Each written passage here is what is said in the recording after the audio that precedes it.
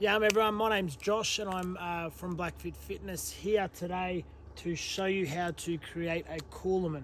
Before I begin, I just want to pay my respects to the Awabakal people, the Awabakal nation, and also the Awabakal tree that we're going to take from today. So I've already located my tree that I'm going to go through in a moment and talk about the process of creating the coolamon. It's very important to find the right tree when doing this, because there's lots of different trees out in our bush.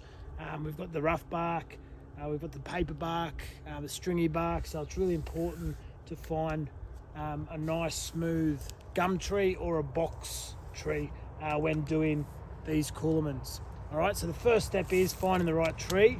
Okay, once you've found the tree, what you want to do is mark out your coolamon, and that's going to be the shape or what we work around to pull the coolamon off. We're not actually taking the wood from the tree, we're taking the bark. So we'll go through this now and shape out our coolamon.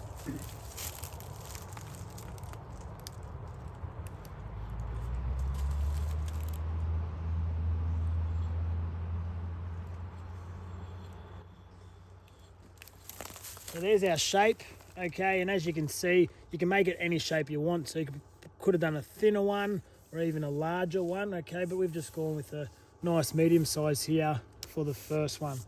All right, so what I'm going to do now, once I've got the shape, is I'm going to work my way on the outside of the tree on this bark here, trying not to penetrate this bark here or chop into this bark, because that's going to be the actual coolamon or the finished piece. So I'll go around now. This is step 2, just working my way around. Okay, and I'm not doing overly large swings or very hard whacks at the tree. I'm just doing little chops, continuous and repetitive on the bark, just to make it nice and soft. Okay, and then as you can see, it's starting to fall away, but you can also grind away as well. Okay, so as you can see, I've chopped away here and I've hit the I've hit the wood, which is what you want to do. Okay, because you want to take the bark off. So you can see the different color. It's a nice bright yellow as opposed to the red of the bark or on the gum that we're on today. And you can also hear the sound difference. So if I'm just hitting away at that, it's a sort of a squashy kind of noise, whereas the wood is a more solid, hard noise. So once you hit that, you know you've gone all the way down to where you're supposed to. And what we're going to do is go that deep all the way around.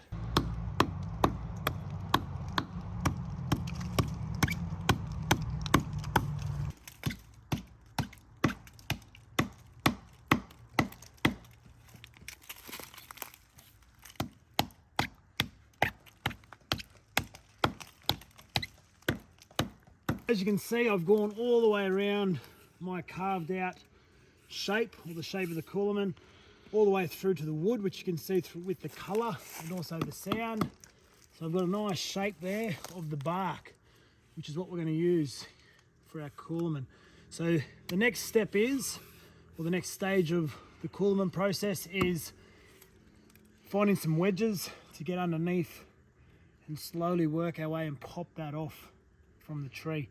How we do that, we use our sticks. So I'm going to go find some sticks now and then come back and prepare them to get them ready to start to wedge or lift off our coolamon. All right, so I've gone through and I've found a couple of little twigs that I'm going to use. Some of the characteristics of the sticks that you want to find are a nice, long, smooth, okay? Finger width is a good indicator for the size that you want. All right, this one's a little bit smaller, but that's okay, because what we're going to do, okay, so as you can see, it starts to bend off here. We just want that part there. So I'm going to bend, okay, and break. And what I'm going to use now with this bit, very carefully, is I'm going to hit at the edge, okay, both sides.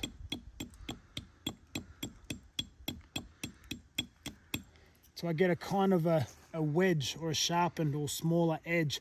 That way it can slip under the bark, okay, and get underneath and pop it off.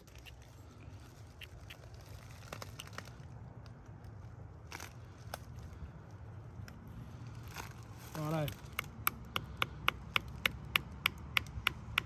So you slide it in underneath. Once you can lift it off and slip a little edge of the wedge in, Okay, then I'm going to tap, and you can see the bark slowly lift off the further that wedge goes in. I'm not going to go too far with this one wedge, okay, because it'll just crack while all this top and bottom's still stuck. We've got to get lots of them and work our way along so it lifts evenly, because it is fragile and soft, this bark.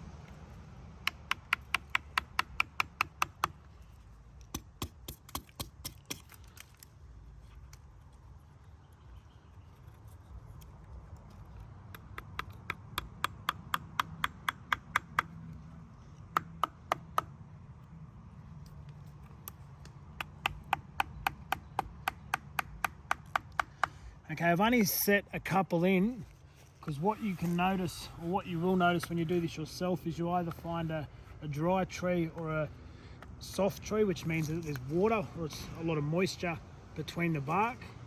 Okay, it won't take much for this coolamon to pop off. All right, and you can see that's the wood. All right, but you can see on my hand here just how moist or wet that tree is. So it's a nice soft tree. That's why I was able to pop it off with little wedges. There's been times where I've made a coolamon and I've had to use at least 10 or 15 wedges on each side just to gently get that across to make it pop off. But because it's so wet, all right, we were lucky today and it just popped off nice and easily. These are what known as scar trees. So across the country, there's a lot of old scar trees around. Okay, our old people would carve symbols or designs or artworks in here which represented different meanings. Some were boundaries, others were grave sites, ceremonial areas, all different types of things. So that's the leftover, or the scar from the coolamon. Because we're always caring for country and looking after our trees, especially when I'm taking something from the tree. So what we do is just get a little bit of dirt from the country that it's in, okay, and just rub that over the face of the scar. You don't have to do too much, just rub it in, okay, rub it around just to help it heal. Rightio, just to close it up nicely there. So that's the coolamon, or that's the scar, and this is the coolamon. So I'm going to take this home now, let it dry out, okay, and then sand and shape, and give this to someone for a gift.